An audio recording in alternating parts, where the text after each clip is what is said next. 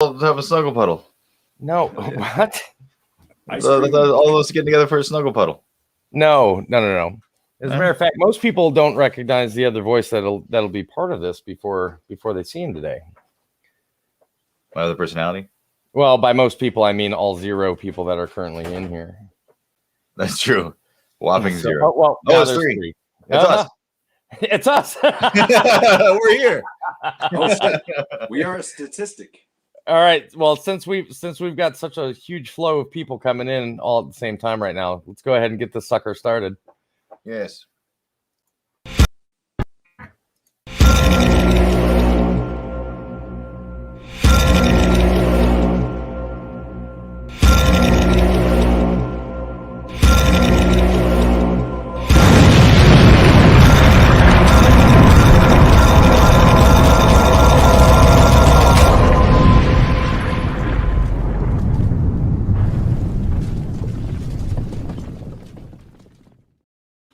Welcome back to Arrow 404, episode 10. That's right. I finally got the numbers corrected. With me, as always, is John Johnson, a.k.a. D-Flix, a.k.a. the director, and special guest today, Royce Hobson. Huh? Hobson. You've heard of him, right? That guy. Awesome. This is going great. So today's going to be a good day, guys. I've had an exhausting weekend. How are you two gentlemen doing today? Well, he's having a wonderful day. You go. You take that one. So he drove here yesterday. My wife rented out a movie theater for me. And his car broke down about 3 blocks from the house. I went and got him. Then his car got towed to a dealership, and now he's here. Well, you're leaving tonight. You have to get him picked up and then drive back. Yeah. Yeah. Whenever the car's ready, they won't even begin to look at it until tomorrow. So. Yeah. God knows. So as far as everything else, I'll take a rain check on the how you doing thing, and just ask me again the next time you see me. So Royce essentially is being held captive at John Johnson's house for the time being. A little bit. No. Yeah. Probably for the best. Probably for the best. I don't know about that one. There's a weird smell. It's a weird smell. Yeah. How did the theater go last night? Oh, dude. Like Royce didn't go, but he tapped out after his car blew up. Well, there's just so many problems, like the disc. And I was just I think I probably would have been the same. I'm not gonna lie, I got a little teary-eyed. We watched Last Starfighter and got to that ending, and I forgot what it's like to hope. Like I literally forgot. Like I used to watch that on beta over and over again, and just that ending of like, you know, Alex and Maggie go left for the stars, like that whole thing, and like little kid jumping up on it was just like all this kind of hit me at once. And Jared and I both kind of just like looked at it with glassy-eyed. We're like, "Fuck, we're old." Like, it was just like it was like it really meant something. It was cool. It was a really good moment. I really I liked Last Starfighter, man. That actually had some pretty decent CGI for the time. It was the first, I believe, first CGI in a movie. Yeah. And then it was like seeing it now, like I realized how much they manipulated that kid. Like constantly. They're just literally every character is manipulating him to fight this war. Mm-hmm. And there was only about 20 bad guys. Like he went to fight them all, and he killed them all in like one bout. And like they sound like a legion, but there's like 20 of them, and they're all dead. Well, I mean, limited casting. Yeah. So here's the question: do you think Last Starfighter would be a good movie to remake? No, I like sequels to it. Or does the nostalgia make you say, "Fuck that! Don't touch that movie"? No, I like to build on it versus like just remaking it. Like either do a sequel or like, you know, Lance Guest is like a grizzled like trainer, or do the Last Starfighters, like the ones that came before him that all got murdered off before he was left. Like a prequel. Yeah, one of the two would be fun. Yeah, I definitely go with the sequel. They left it so open. Well, yeah, the bad guy got away. Yeah. When his crazy ass mace, he's like, "You can't touch me," and like runs away. The other two are like, do that badass, like, what do? We die. Best ending line ever. I even did it in Skeleton Key 2, where I did the "we die," and then it cuts back to it. It's like, "Are we dead?" Yes. I would like to see a prequel story on the. Oh God, I'm blanking on his name now. We just watched that shit. The recruiter. Oh, Zentari? Yes, Zentari. I would like a prequel just based on his life. Well, he kept taking his face off. Like, constantly, the thing is just like, "Hello, boys." Yeah. I'm missing it all. He's so flamboyant, too. He kidnaps a kid immediately. It's like, "Why don't you get into the car? I have a proposition for you. Want to hear the proposition?" "Yes, good. Go. We're going to space." I'm a galactic. Like, he just had no choice. Wait a minute. Hold on. Somebody's saying can't wait for Last Starfighter 2. It just got announced, yeah. And Lance will be in 2. What? I just got announced, but I've heard like it was about the Last Starfighters, like my original idea about the prequels, but now I think it's actually going to be a sequel with Lance Guest in it. Oh. We'll see how it goes, though.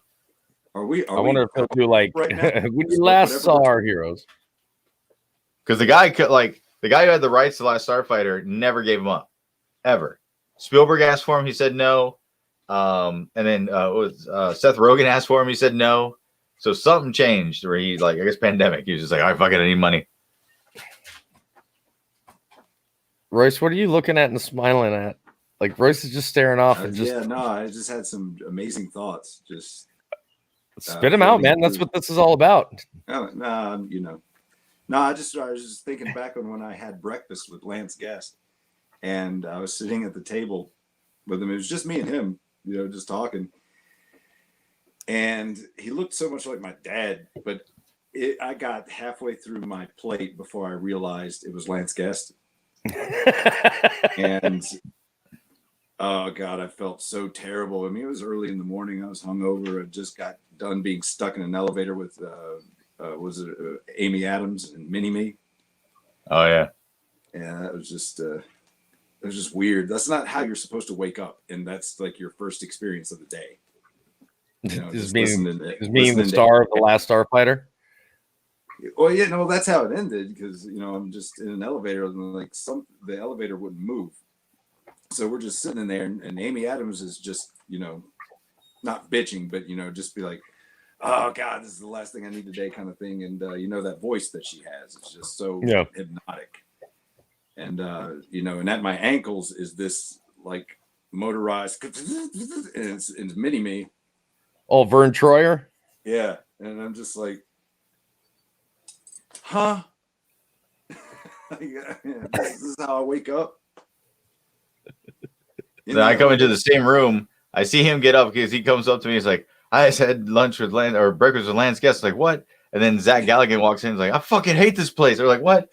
And then, like, remember that he comes in. He's like, "I fucking hate this place." It's like, "God damn it, shut up, Billy." Like, just sit down. So what do we got first on the agenda today, John? Okay, so first off, because of what my wife did for me that was really special, if you guys could watch a movie again on the big screen, what would it be? Or some of them. Like, what would you want to see on the big screen again? Or for the first time? Toby. Ooh. Because, I mean, it really hit home for me. Honestly, I think I'd love to see Jaws on the big screen. Oh, yeah. Yeah, I would love to, even though that movie fucking has terrorized my entire life. I think I'd still be willing to watch Jaws on the big screen. I think the only one I saw 3 and 4 on the big screen, but I never saw 1 or 2. I saw 4. But Willow would be another really epic movie to watch on the big screen. I don't know. Well, I mean, I remember telling you a while back, like the ones that I missed that I wish I would have saw, and that was one was Armageddon. Definitely, I wish I would have seen that in the theater. That was great. I saw that in the theater. That was the first movie I ever watched on surround sound. Oh shit! Yeah, I got my home kit. I had my first Iowa, or was it Philips? I think it was Philips Magnavox, and ProLogic, and I was like, holy shit! Well, I'm never leaving. I think it was ID4 for me was the first surround sound movie I ever saw. Like home version wise? Yeah, home sound, yeah. I don't think I've ever heard anything on like a true surround sound system at my house. They do more like theater does. They have like helicopters that come behind you and like. Yeah. I've never had a true surround sound system at my house. Then it's settled. It's settled. We got to do this. Get it cleaned up in my place. I built a theater in the basement of my place. Like, got a big 90-inch screen, projector, 7.1 surround. It's 9.1 ready, but yeah, we got to make that happen. Oh fuck yeah! What would be the first movie? Dealer's choice. Boss level. Boss level. Do you think that's got good sound? Bro, Boss level was fun, but all the explosions and the gunfire and everything that's constantly going on through it, I would imagine it's got to be. So I would think so, like, we gotta watch too. Either that or we gotta watch something that's like a creepy ass fucking movie that would have just like these constant sounds, like eerie. Well, I tell you that of sitting on my ass listening to or watching a lot of movies over the years, I will say, even though if it's not 7.1, anything made by Dimension Films, especially in the late 90s, oh yeah, is fucking amazing sound. It's like the one thing they put their budget on. There's like Halloween 6 is the best sound ever. Like, why? Why did you choose this one? You know, we got Goldsmith on the score. Why? Yeah, why? Why are we doing this? No, Grimlock, we're not watching Debbie Does Dallas. No, that's in 3D. That's in 3D. That's in 4D. So what's another Jaws? What's another movie you guys would like to see in the theater or revisit? Honestly, I tell you one not to do is Ghostbusters. Don't do it. I'll tell you one is wait. Okay, before I even get into mine, why not Ghostbusters? Ghostbusters was a rush job. Like, it was one of the last movies on the bracket, so the visual effects are good, but they're not great. So when they blow that shit up, you can see like the matte paintings breaking apart, and like it's like Dana's building is in chunks and pieces. It wasn't meant to be on an HD. That's got my favorite scene in movie history on it. Rape chair. The demon arms breaking through the chair. Yeah, rape chair. Yep, the rape chair. They had those in the mall. Yes, they did. It's the craziest thing. We put our quarters and we're sitting down. It's like a massage chair. Then all of a sudden it like grips you, and this thing goes straight up into the woo. And like it happened to both of us because they're both like, oh, like it just I don't know what that massaging. Like I need an adult. It's the weirdest thing why they would have that. Because it said Cosby and Weinstein Incorporated. So here's your contract and your pudding. Come on, have a seat. Right. I was wondering why they, it was like, oh no, try our share. I was wondering what the free pudding was about. I'd be willing to watch the original G.I. Joe movie. Oh, with the Cobra Ka. Yeah. Or Cobra La in it. Conan be fun. The original Conan? Yeah. Was that Conan the Barbarian, right? And then then it was Conan the Destroyer. Destroyer would be fun too, actually. Destroyer's a little faster pace. Yeah. I think I would. No, but the original Conan was. What's that? The Transformers animated movie, the original, just for the fucking song. Oh, somebody actually said it in the chat. Yeah. What? Really? Oh, nice. What about watching the original Star Wars again? A New Hope. Yeah. I mean, I've got the original Prince now. Yeah, I was brought to the theater, but I had never saw it in the theater. You know, like I was brought to the theater, but I was born in 75. The movie came out, 77? I don't remember seeing it, but I was in the theater for it. But I'd like to see it in the theater, without all the digital bullshit done to it. Yeah, a filmmaker friend of mine actually he got the 35 millimeter prints and did an HD scan of it. So I have the HD scans of before THX even. Like, it's the original cuts. Yeah. Like I think I sent them to you, Toby. You did, and I have those. Those are amazing. Yeah. It was epic watching that all over again. Yeah. What's that? What's the first movie you remember seeing in the theater? Ghostbusters. Oh. First movie I remember seeing in the theaters. Shit. Probably Can't Buy Me Love. Wow. Amy Dolan's. Either Can't Buy Me Love or Breakin' 2 Electric Boogaloo. It's Breaking 2. I'm going with Breaking 2. Yeah, it was probably Breakin' 2. No, I remember seeing Jungle Book. You know what? The first movie I remember seeing in the theaters, Dark Crystal. Oh wow, that's a big claim. That's Yep. a solid. Dark I think I Crystal. saw that one. That was it. That was it. First movie I saw in the theaters was Dark Crystal. I remember seeing like when they re-released all the Disney films, like the 101 Dalmatians, Jungle Book. I remember catching those. See, that's I think that's part of what mine was, because the first one I saw in the theater was Snow White. Yeah. All right. Next topic. I remember seeing The Great Mouse Detective. You guys remember that one? Yeah. I missed that one in theaters though. Yeah. And Vincent Price is like the main bad rat. Now my wife has all of the Disney movies on VHS up until they stopped making them on VHS. She has like the white cases. Those. Yeah. Oh shit. White cases. Yep. Those are worth some money. Oh, yeah, Yeah, she's got the Ariel dick cover. Yeah. Oh, good. Yeah, from the Little Mermaid. Yeah. And then I remember seeing Secret of Nim in the theaters. Oh god, yeah, that was a terrifying movie. That was a great movie. That's another one I think I'd be willing to watch in the theater again. That'd be fun, yeah. Yeah, the Doesn't music have quite the impact that like Land Before Time did, or just the dead mother for like right off the bat. Like, here you go, right preach. off the bat. Oh, Bambi was no different. Bambi was quick though. Like Land Before Time, she keeps talking to that dead mom for like the whole fucking movie. It's just like, and every 5 minutes, just like, all right, everybody, I'm gonna go cry. All right. So the one thing that Jared and I were noticing last night was that the world is definitely coming out of the pandemic, whether it should be or not, it is.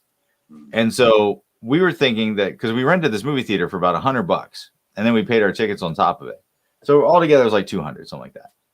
And they're still doing it because there's not a lot of people going to the movies. What do you guys think in a post-pandemic world, how entertainment's going to be? Do you think people are going to still stay at home to watch it just because they're used to it now? Or do you think there's going to be more people rushing in? We know bars are getting flooded, but like the theaters aren't. So like, how do you think things are going to be affected by the way people intake their media? Honestly, first things first, theater viewership had started to drop well before the pandemic. True. Because pricing at a movie theater has become ridiculous, which is another reason why streaming services started becoming so popular to begin with. Yeah. And that's why pirating videos became so popular, because it is a ridiculous amount of money to go to a theater nowadays. And that's why a lot of theaters are trying to come up with new things to try to pull people in. Hey, we serve full food that we'll bring directly to your seat. Seats recline now, shit like that. But I don't think movie theaters will pick up. I will tell you something that did pick up quite a bit during the pandemic, as far as theater viewership goes, is drive-ins, which I love. I love that drive-ins are picking up again, because there's nothing better than going to a drive-in movie theater and watching like a trilogy, like watching 3 movies back to back that are all really good. Like I remember the first drive-in I ever went to, I watched Silence of the Lambs, Backdraft, and FX2. Oh wow. Yeah. All three great movies. I loved all 3 of those movies. And I'll never forget the guy in FX2. It was like the Michael Caine knockoff guy. I can't remember. Remember his name, but yeah, I think he's Australian. Yeah, so if you couldn't get Michael Caine, you got him. Just like if you can't get Harrison Ford, you get Dennis Quaid. Yeah. If you can't get Jeff Bridges, you get Kurt Russell. It's like the guys who are like, oh no, you can't get Kurt Russell, you get Jeff Bridges. I had a big argument about this. Jeff Bridges technically made more money in the box office than Kurt Russell, but I think Kurt Russell is more of the wanted actor than Jeff Bridges is. I think Kurt Russell is more enjoyable to watch than Jeff Bridges for the most part. He's got more energy to him. Right. But I was thinking that the way Hollywood would approach it. Because essentially there's always like the second run guy. If you can't get this guy, you get this guy. Kurt Russell was also leading a secret life for a long time of being the Phantom director. That's right. Because he would he was secretly directing movies but using another name. No, he would use another guy. Period. He would like in Tombstone, the director of Tombstone, he would actually like be up all night the night before every day of shooting, and telling the director the plan and how we're going to approach it. That way, he's in the foxhole with all the actors, and he can hear all the genuine complaints that actors and things would gripe about, and would consider them and figure out how to make it better. Yeah. For the next project. So yeah, nobody knew for the longest time that he was actually directing the movie. What else do you guys think would change in the pandemic world? Like coming back to like the real world. What in entertainment? What would be different? Well, back on the theater thing, real quick. I'm going to step away just for a moment, guys. I'll be right back. Okay. All right. I think what's going to happen is kind of what I was predicting before the pandemic, and I think the pandemic may just push it along. Was that theaters are starting back then to become more of an event kind of thing. Mm-hmm. So I think this is going to kind of put a further staple into that, to where obviously they're going to have to force something to compensate for the price for the lack of business to stay afloat. So I think there's going to be a surge no matter what, just because people are dying just to get out. And I know bars are definitely like they're feeling it. They're getting a lot of like attention. Everybody's just horny and trying to go meet somebody. Come before everything every time. Life's shit, you drink. Life's great, you drink. You know what I mean? It's just like alcohol is gonna top everything. But I think there's gonna be like an event thing, like where you're gonna have to really get the bang for your buck if you're going to the theater. Whether it's a double event or whether it's like the Cinema Grill experience, something. Yeah, because they're doing like even though pandemic is coming closer to a head, Bruce Campbell on April 24th is doing a worldwide screening of Evil Dead 2 where he's hosting it and like narrating the whole thing. But it's all online. Like I bought my ticket, but I bought it for streaming. But and here's going to be another thing that, in order for people to be attracted back to the theaters, it's going to take another epic level kind of movie. Because, in all honesty, like you've mentioned a couple times now, bars are really starting to be populated again. And the reason why bars are being populated and movie theaters aren't is because bars are a social experience. People are tired of being stuck at home and not having some sort of social experience with other people. Where you go to a bar, you get that social experience. You go to a movie theater, you're sitting there, and even if I'm there, let's say with my wife, we're not really talking. You're really just kind of there and you're watching it.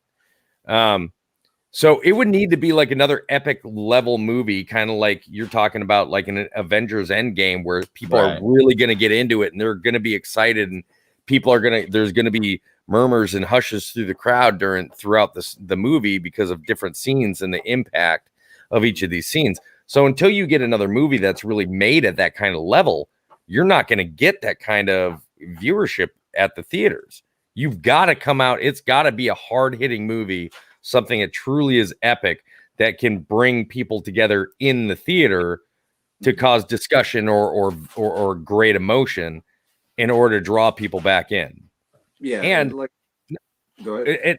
And not to mention the fact, movie theater, movie companies need to stop saying, "Oh, we're going to release this in the theater. Oh, by the way, and on HBO Max simultaneously, or here and here." Don't offer it to stream simultaneously with the theater, because who's gonna? Okay, fine. You're saying I can sit at my house and I've already got a subscription to this service, so I don't have to pay the $26 for tickets. Okay. Yeah, well, that's going to stop. I mean, they're really just pushing the movies that were supposed to be released, a long time ago. Yeah. Through the pandemic. But I think it's going to be. I mean, they're going to have to really up some games as far as they tried this years ago and it didn't really go over too well. But I think it'll probably be attempted again. like the interactive experience of voting, like the entire audience gets to cast a vote of where the movie's going, what ending they get to choose, things like that.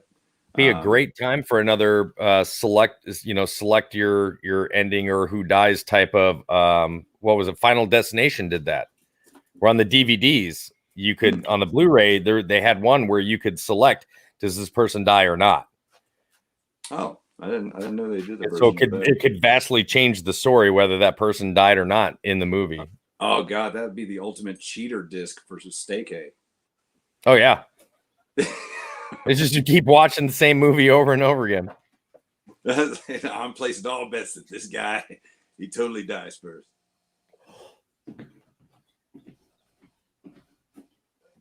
But I mean, what you just said makes a ton of sense. Doing something like that in a theater or coming out with a movie that allows people to do that, you start adding that kind of that social experiment or that social interaction into the environment, which it doesn't have right now. So you're not going to draw people in without either something epic that's a giant summer blockbuster or some sort of blockbuster movie, or something like what Royce is saying, which is a social interaction. You're just not going to get the viewership at the theaters. Or like a hug and watch, like a cuddle view, like where you have to hug the person next to you the whole time. And just you have to just snuggle a complete stranger because COVID never happened. Like there was a place that opened up a drive-in where they started showing like Jaws and these other shark movies, and it was a giant screen on a lake, and everybody got an inner tube to watch the movie, and then they had snorkelers, or not snorkelers, but they had people in scuba suits that would swim around and they would like grab people's legs randomly throughout the movie. Yeah. Fucking genius. Well, what was it in the 50s? I would have tried. What was it? Terror vision or shock vision or some shit like that? Yeah. Oh, yeah. Where it would shock you. Yeah. And people were getting electrocuted in their fucking seats.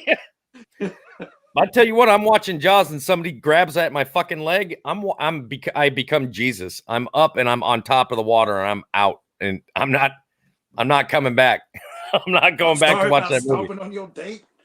Watch, Toby. The movie just started. I don't give a shit.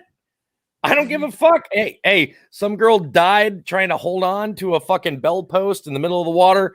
Something grabbed my leg. I'm out, man. I'm fucking done. I'm not sticking around. Now a girl fucking died because she got a size 11 Nike in her fucking face because you ran on her face. Getting out. So, what about you, John? What's your opinion on it? You always come up with good questions, but you rarely ever really kind of answer back on them.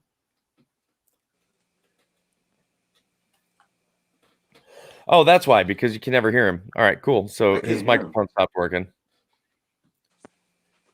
It's because John uses a device that has batteries, and his batteries always run out. Yeah, I know the feeling. Oh, now we can hear him. Yep. And now we can't. Nope. All right, so we're going to go ahead and continue on without the voice of John Johnson. Oh, there he goes. Yeah, I'm not back. Yeah, now you're back. Okay. Yeah, I'm back. Batteries are fine, so I don't know what happened. All right, anyways, what was it? Oh yeah. So, well, after last night, I really hope movies come back because it really was something. Like just to see that on the big screen again, and just to feel like it was this whole thing. I mean, of course, it's Last Starfighter, so like the ending is all about like hope and being a dreamer and like all that stuff, and just like to get that feeling again, to like it's a spectacle. It's more than a movie. It's a spectacle, and I think like I'm looking forward to that coming back. Marvel's probably going to be the one to do it because they're the king right now. Yeah, there'll be some Marvel movie that'll get everybody in the seats, but like Paladin is saying, Avatar 2. I think Avatar 2 would do it too.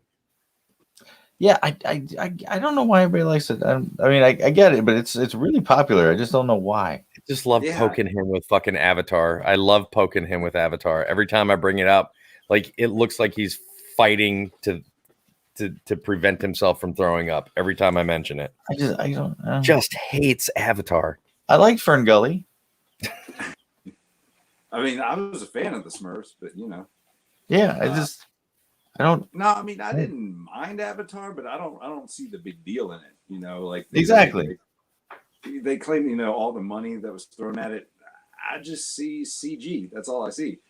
But when he did Titanic and they said they spent a bunch of money on Titanic, you start watching, you're like, holy shit, they built all these sets, they flooded them. Like you see where the money went. But this is just like,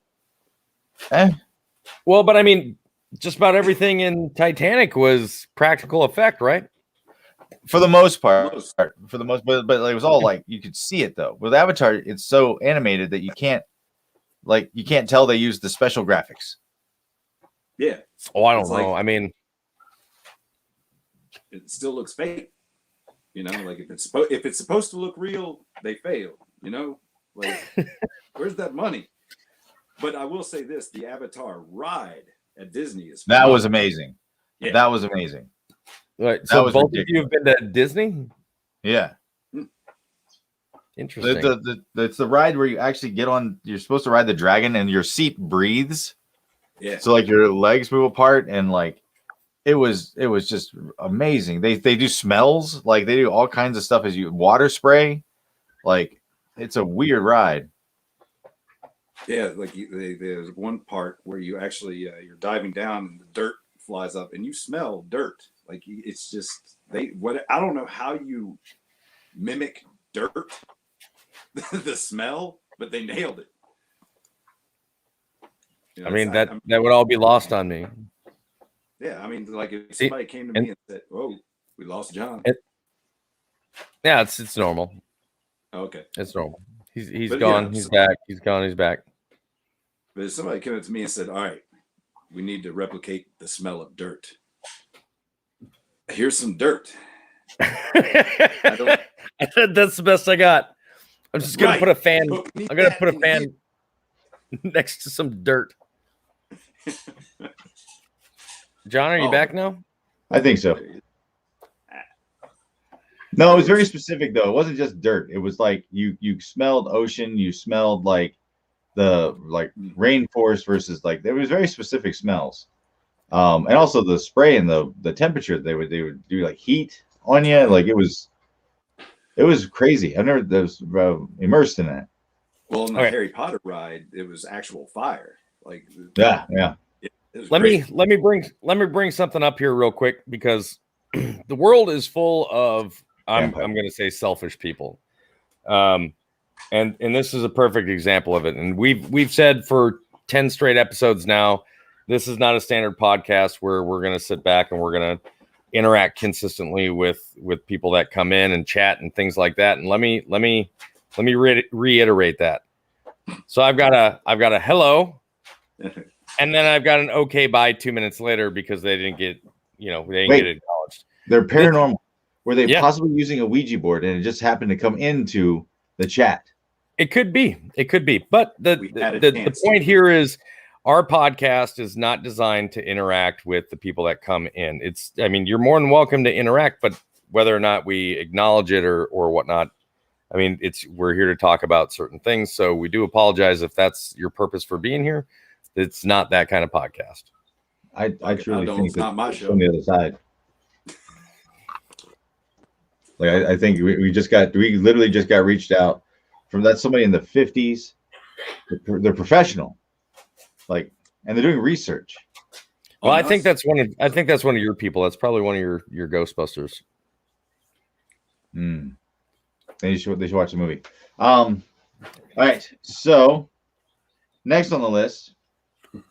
On the music side of things, who is your what's a song or an artist that you like that is a guilty pleasure? Other people be like, oh really? But Last and Mohican soundtrack, probably one of the greatest soundtracks I've ever heard in my life. Nobody's gonna give you shit for that though. That's amazing. But still, that's it. I don't have a guilty pleasure or anything. Well, I guess if I was going to say a guilty pleasure soundtrack would probably be the Grosse Pointe Blank soundtrack. That's not guilty either. That's like the good soundtrack. That's not guilty for you. That's not guilty for you because you're around the same age as me. Okay, but so here's the that thing. music makes sense to you. But nowadays, like if I'm around people that aren't my age, that's all Really? 80s music. There's a lot of people that have never heard that music. But the music from that soundtrack, if you never heard it in the movie, would you have gone out and bought it? Oh, absolutely. Absolutely. If you heard just one song off Some of the songs I don't think I would have. Are you talking about from Last of the Mohican, or are you talking about whatever you Grosse would Pointe. consider a guilty pleasure out of soundtrack base? Because I think it's unfair to say that's a guilty pleasure only for the fact that chances are you heard it with an experience. You know what I mean? Like, no, but see, I have.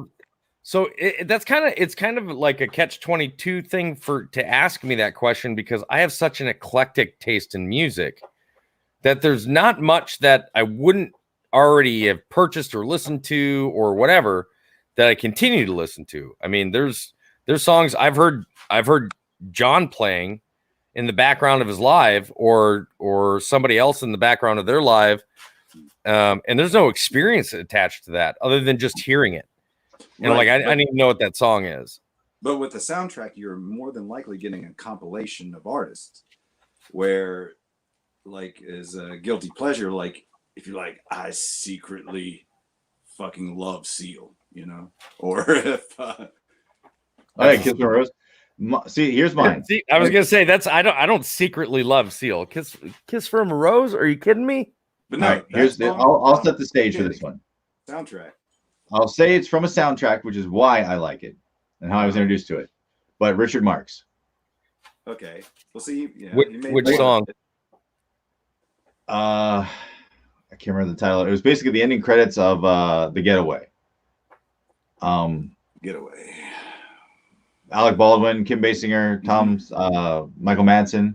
It's the closing credits to it. It's the cheesiest song in the world, but I hear it. It just makes me happy. Is it right there? Is it Is it right there waiting?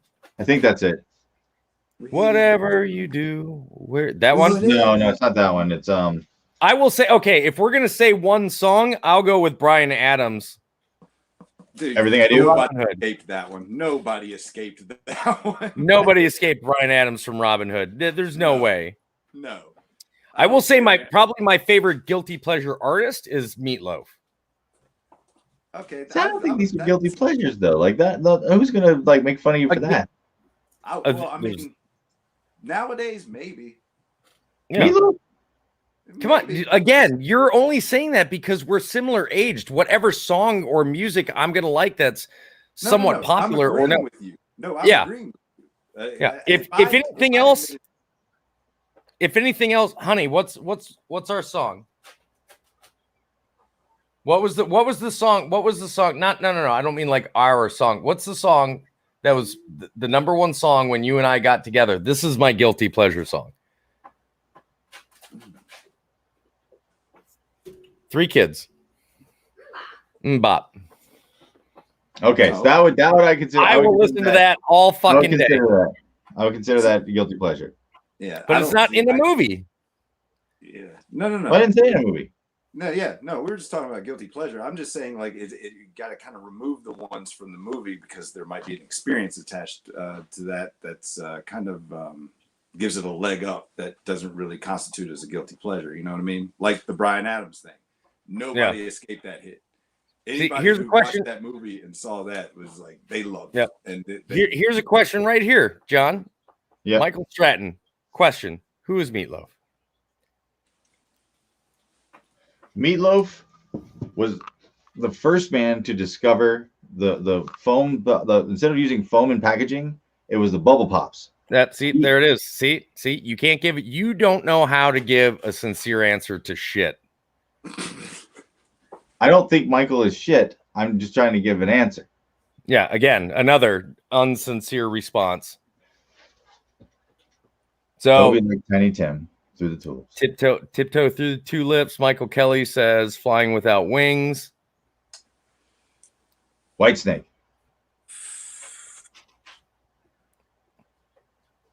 Oh, look, Grimlock. He's just like you. You guys don't know how to give a sincere answer to an honest question. That's awesome.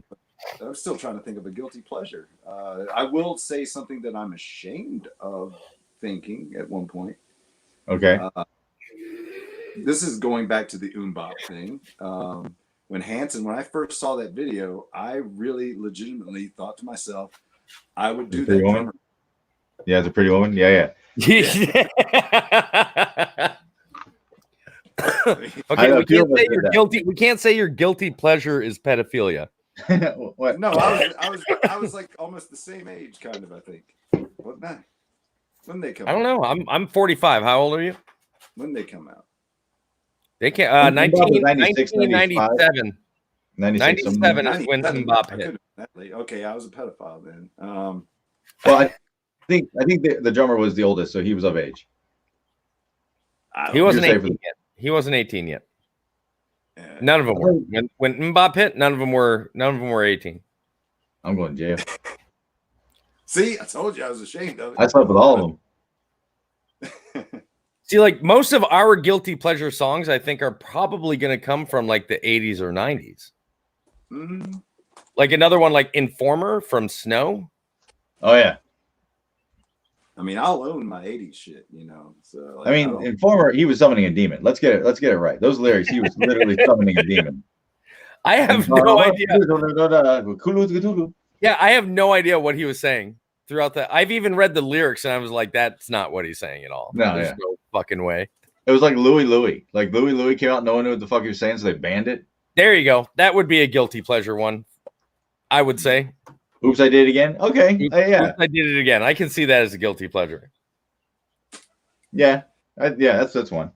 So, all right, John. So what's yours then? Richard Marx. Yeah. So, and that's your only one? That you only got the one? Oh no, everything I have is a guilty pleasure. Like when people like when I play my music, people always look at me like, really? Right here waiting. Richard, well, yeah, there's that, and there's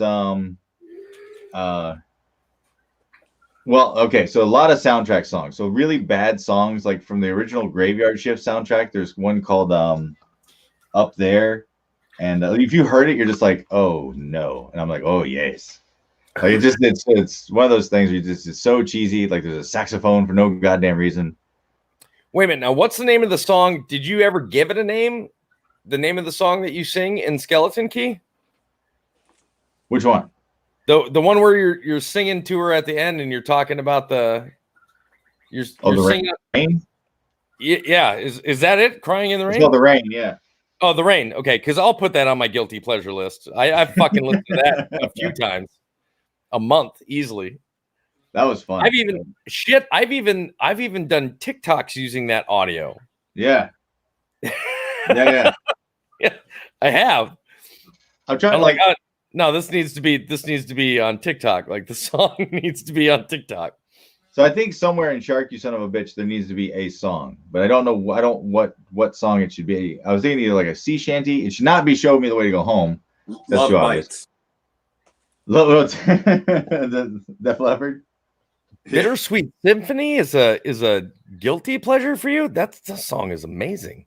That is a good song. It's a work of art.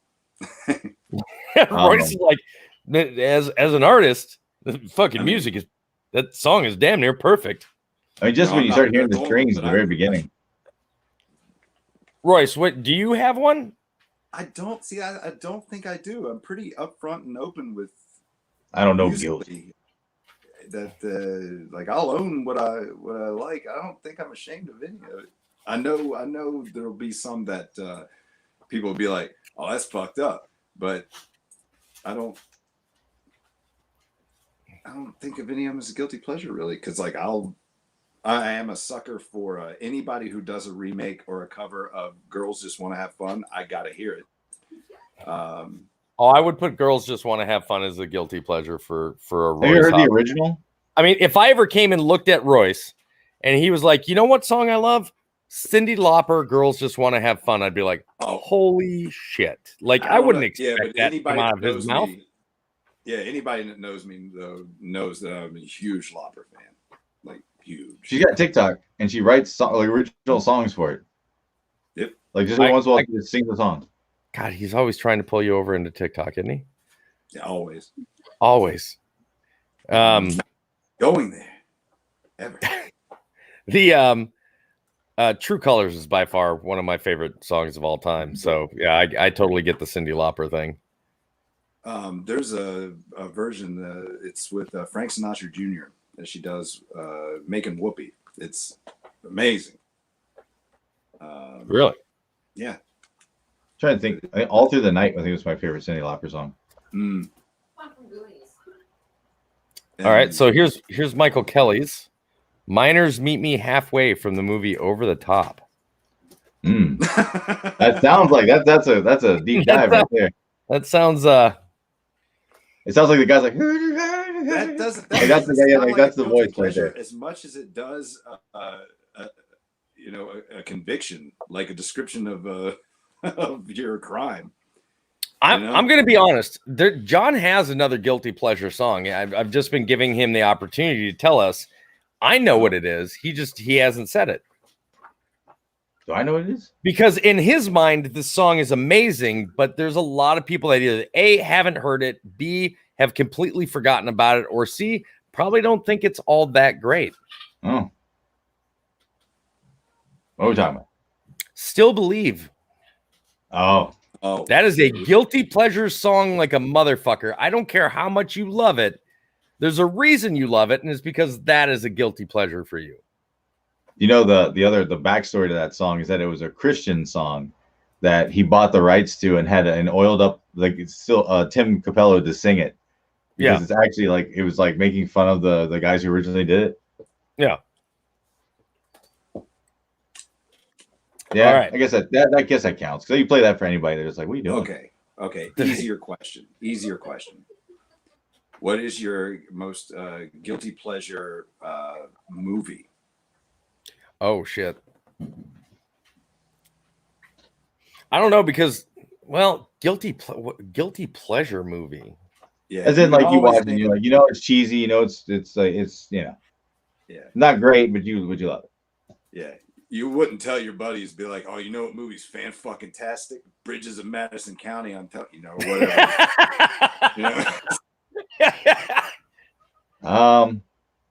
Oh yeah, I'll tell you. Rubber. Okay. Oh yeah. I wouldn't expect that, but that's... Fucking love that movie. Oh my god, I cannot get enough of that movie. I love. A lot of people like that movie. My wife is just cussing me right now, just staring me down. She hates that movie with every inch of her being. I can't get enough of it. I love that movie. Fools Rush In for me. I'm right on that line because I'm a sucker for romantic comedies or just romantic films. Period. Really. Love Potion number 9. I mean, that's not really one of my top, but Fools Rush In is definitely a big one for me. Love Potion number 9 is the ending dialogue. If you the movie could suck, but if you have a great ending line, I will buy the movie instantly. I think it's the hardest thing in the world to do is a great ending line. Yeah.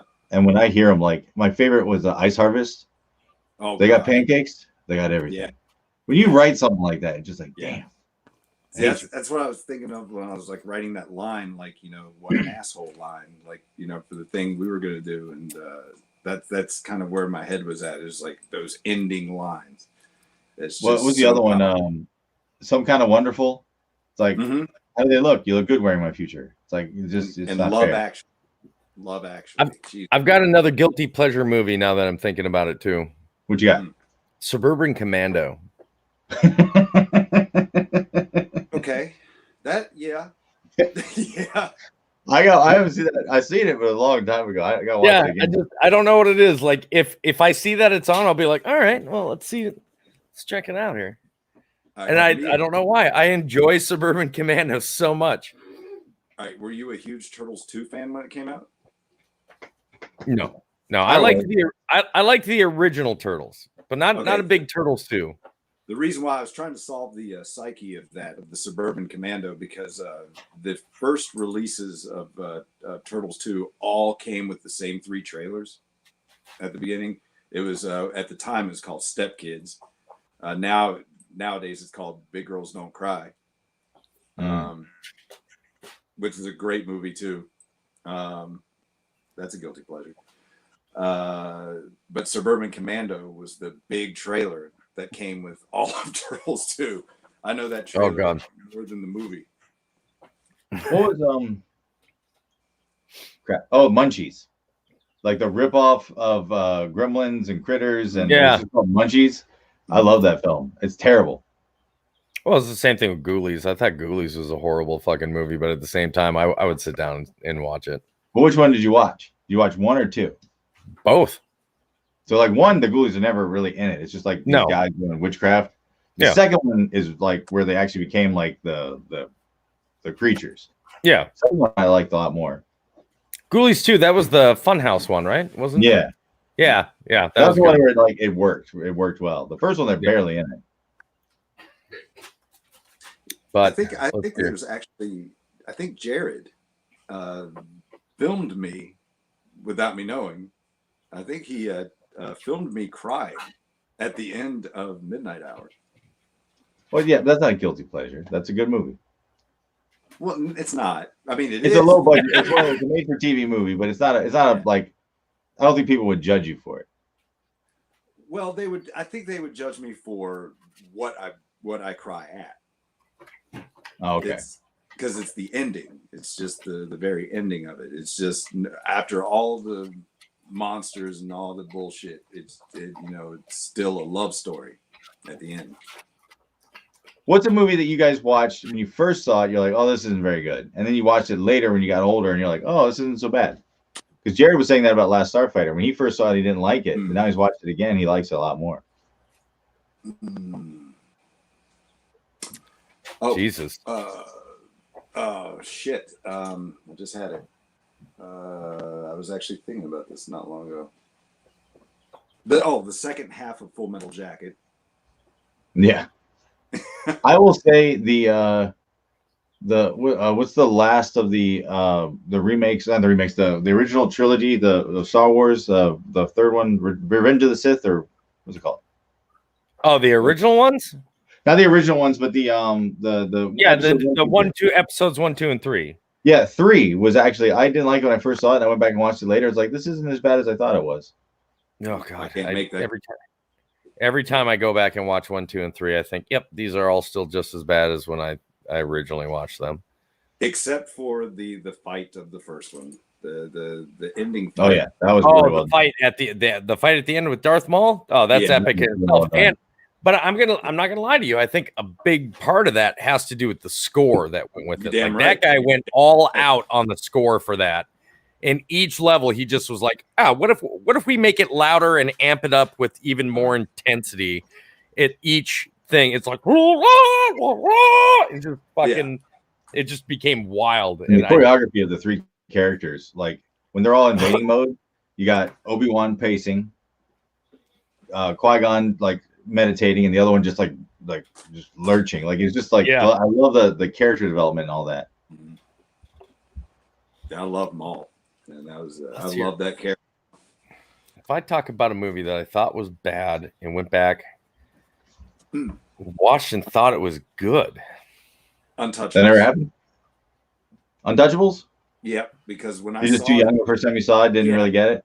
Yeah, I was just like, history was just boring to me. Yeah, like, it just felt like a historical movie more than anything. Now, if we're talking about like a movie that I think I enjoy more as an adult than I did as a kid, I'll go with The Sandlot. Oh, okay. Which it's not that I thought that The Sandlot was a bad movie, but I didn't see it as anything special above any other movie that I'd seen. But now when I go back and watch it, like it's got nostalgia and all this other stuff, and I love the development of each of the characters and how they have their own personalities and how the storyline progresses, and the ending is just perfect. Like I really enjoy that movie way more than the first time I ever saw it. And a clean Dennis Leary. Yeah. I think the first time I saw Dirty Dancing, I threw up in my mouth. And then I went back and watched it years later, and I was like, okay, this isn't so bad. But like the first, I was all a house full of girls, and they made me watch Dirty Dancing, and I was just not having a good time. And then I watched it like alone later. I was like, okay, nobody should put baby in the corner. And you finally understood where the line came from. You're like, that's right. Yeah. I found more references. That was good. Look at Royce is trying so hard. He's like, man, I'm trying to. No, seriously, there's a lot. I know there's a lot. I mean, there's Footloose too. I mean, you're doing cowboy ninja kicks. See, now I'm the opposite with Footloose. I really liked Footloose the first time I saw it, but when I go back watch it later, I'm like, ooh, I don't know. Oh, that's a big thing. Like don't ever go back and watch Thundercats. Like, don't do it.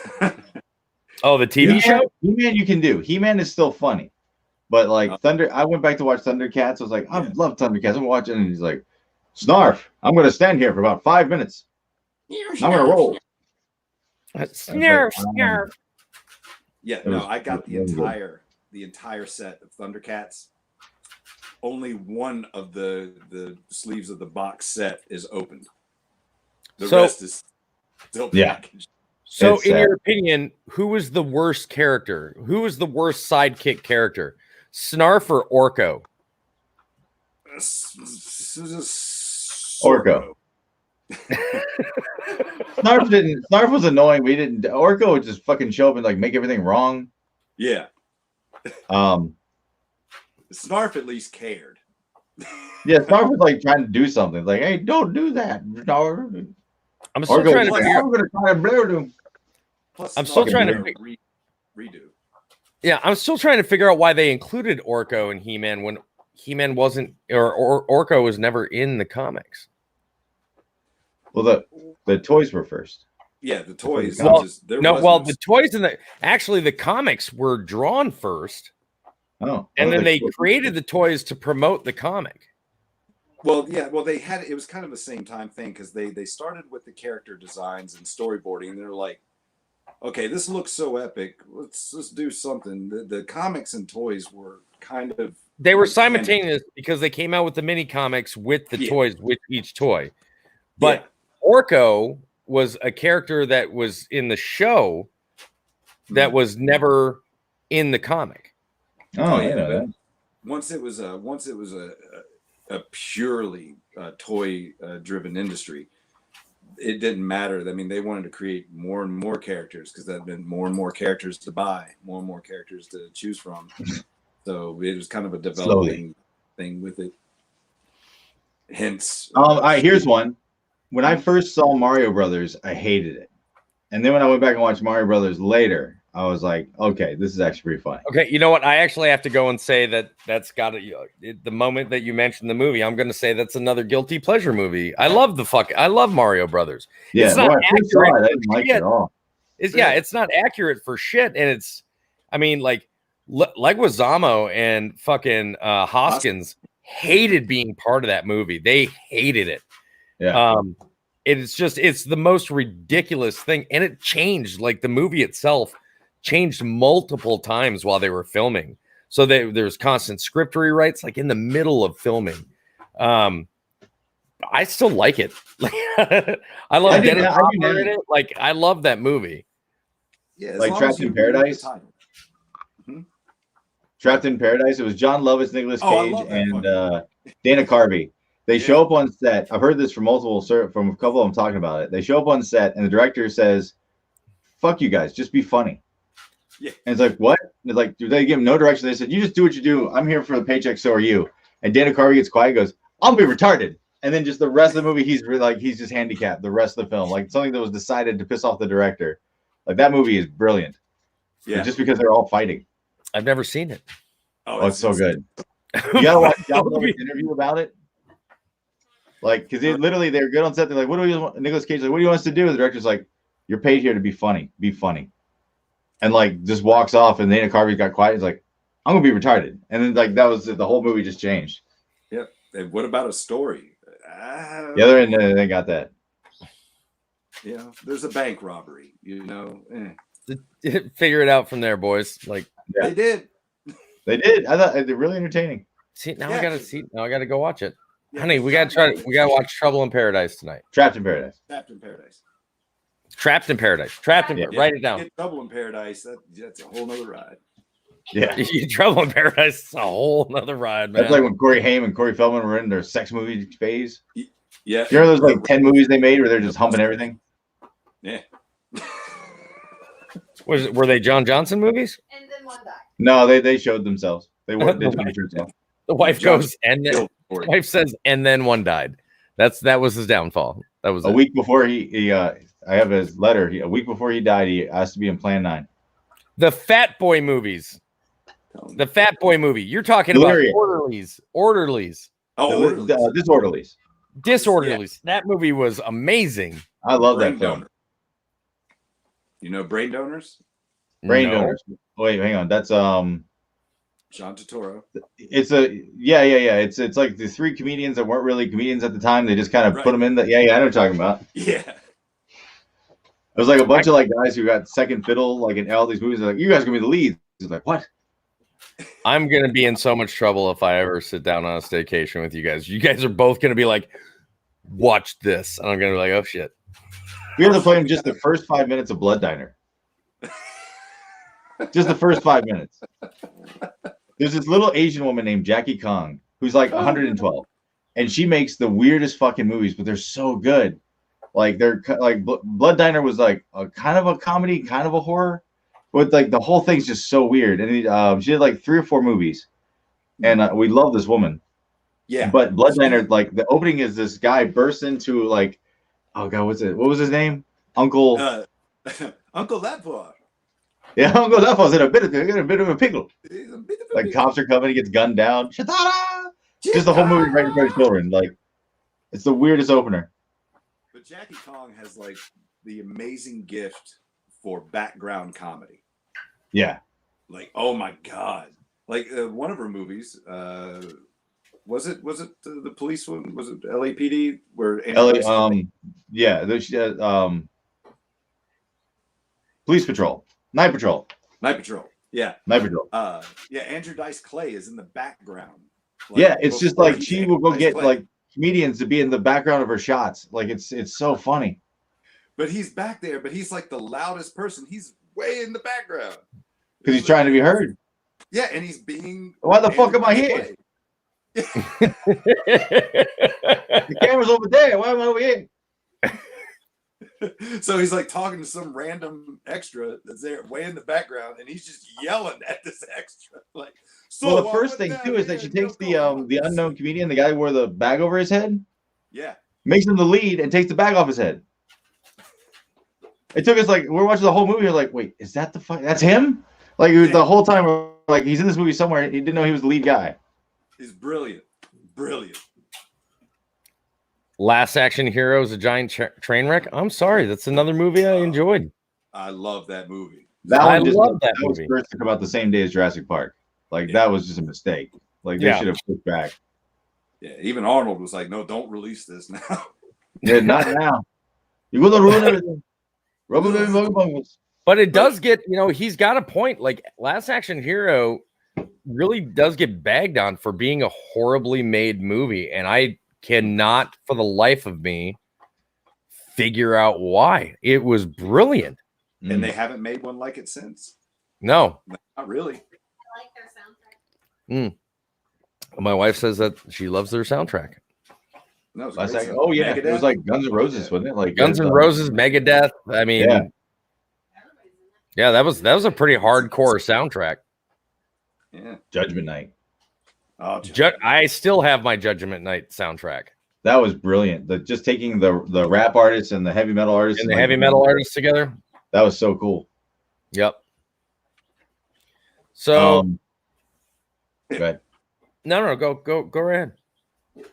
So the last thing, I guess we finished our show, but we have to announce our TikTokers that we want to push forward. I don't have one.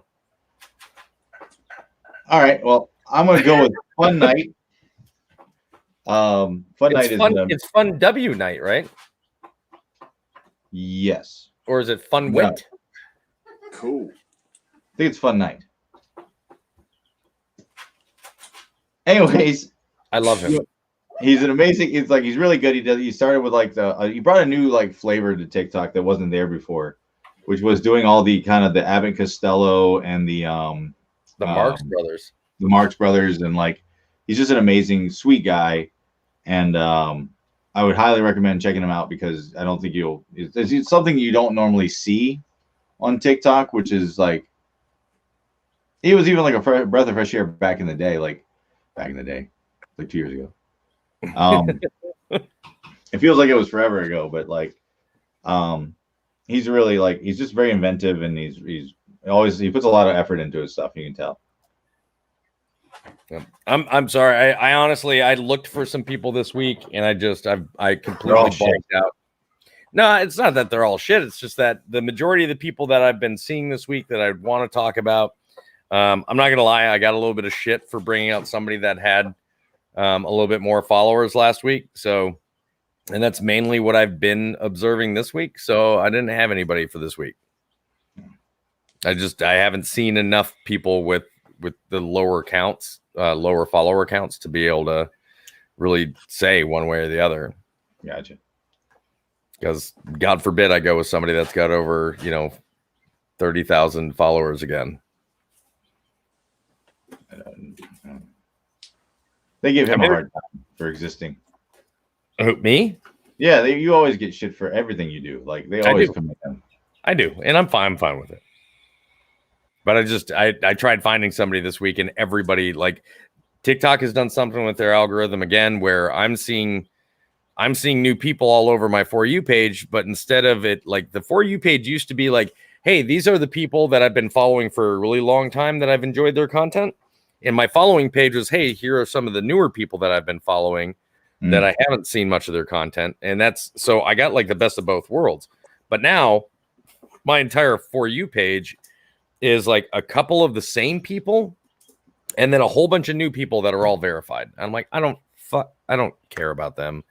They make horrible content. Fuck them. Like, I don't need to see some girl, I don't. That's why I've moved to Clapper. What? Mm-hmm. Yep. Clapper allows you to do up to 3-minute long videos. You can still do voice overlay stuff. They've even got a thing though. No, not anymore. It was so when I first joined back in September, it was. Yeah. But they asked me to come back and take another look at it, and I did. And to be honest, to be a very honest person, the content that is on there right now that is not political is not good. It's not very good. Honestly, it's not very good. People really don't understand. They're trying to make like TikTok-esque kind of content, but they're not real good at it because it's not really the platform for them. They're not Clapper, used to doing. Do you use audios with Clapper, or is it just upload videos? You can use audios in Clapper, but at the same time, like usually I'll post something on TikTok and immediately post it on Clapper. Now, getting views on Clapper, that's a crapshoot. But they also have this cool radio function, which is a lot like what's that new app that's out now that everybody's touting about? Clubhouse. It's a lot like Clubhouse, where you can have a discussion. People can come in and you can pull them in to discuss things with you and pull them back out. It's very podcasty kind of the radio option on there. Which is, I just think it's a really cool feature to have. But the fact that you can do like up to 3-minute long videos offers you so much more in not just doing original content, but if you've got like something that like you do, where you grab scenes from movies, it allows you to do a longer portion of that scene or the scene in its entirety. If you've got a scene that's under 3 minutes, I just love the options that there are some really good options on there. There's still a lot of shit that needs to be fixed, but for the most part, yeah, it's not a bad platform to kind of also showcase your stuff, especially like when we started doing the American Idol stuff. It was longer than a minute, so we showed it on Instagram, and we can do things up to you can do 1 minute on TikTok, or you can do 3 minutes on Clapper, or you can do. Now, at the time, it was only 5 minutes on Instagram, but now you can do 15 minutes on Instagram. So Oh yeah. Instagram opened way up for the length of video that you can do. Now, am I going to watch anybody's 15-minute long video on Instagram? Fuck no. I don't have that kind of attention span.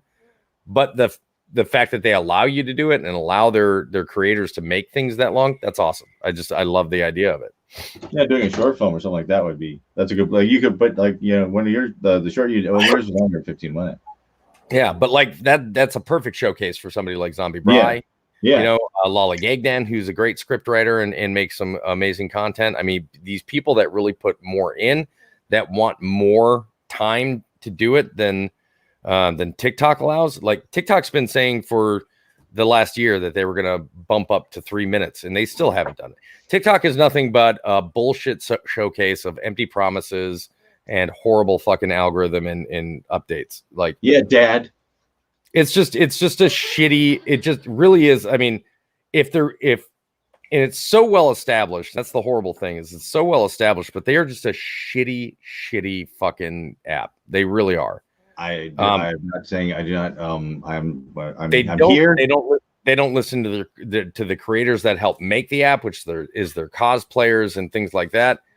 They're just shitty fucking people. They don't get rid of pedophiles. The amount of things that they allow to go on there, and then turn around and say that this violates your community guidelines, but this doesn't, and one is definitely way worse than the other. It just kills me. You're gonna take down somebody. Chicken. You're gonna take down. And quit being so goddamn afraid that somebody from TikTok gives a fuck about this podcast. They don't. They touched me once. Yeah, see, that's the pedophilia that TikTok loves, and that's because they touched you mentally. Royce is under 8. Oh, yeah. See, yeah, gotcha. But what I'm saying is, like, there's other options out there, and there's other options that are stepping up to the plate that will allow people to go and still be able to be creative and whatnot, just like TikTok originally did. TikTok, the platform itself, like, I still love the family that I've created on there, that you've created on there. I still can get that from TikTok, but it's one of the most frustrating platforms to be a creator on right now. And I know I'm not the only one that thinks that, and I know I'm not the only one that vocalizes that. And I don't know why you're so afraid to vocalize it. Like, I'm fine. Uh-huh. Yeah, clapper. I got the clap once. Yeah. Clap on. There you go. This one. Just a fan of Royce right there. Yeah. What? 50 feet. 50 feet. 50 feet. Yeah, that's TikTok. Yeah. So, all right, I think the show is pretty much done for the day. That's a good note. It's World War II was awful, and TikTok is gonna. I am gonna tell everybody, I love your faces. Be good to one another. Royce, do you have anything to add? As far as the community goes, I'm all for it. Thank you for Jennifer. You would touch me. Okay, I will welcome the touch right now. No, all respect to anybody in the TikTok world, all that, no shit. As long as you don't live with your phone in someone else's face, do you. I love you. John, do you got anything you'd like to add? No, of course. All right, so I am They Call Me Toby 2. With me, as always, is D-Flix, a.k.a. John Johnson, and Royce Hobson. Thank you so much for stopping on by. It's been a fucking blast. Thank you. Ladies and gentlemen, do not forget to throw Punch Your Baby into happiness today. There it is. Peace. Error 404 is now over. Time ill spent that you will never get back.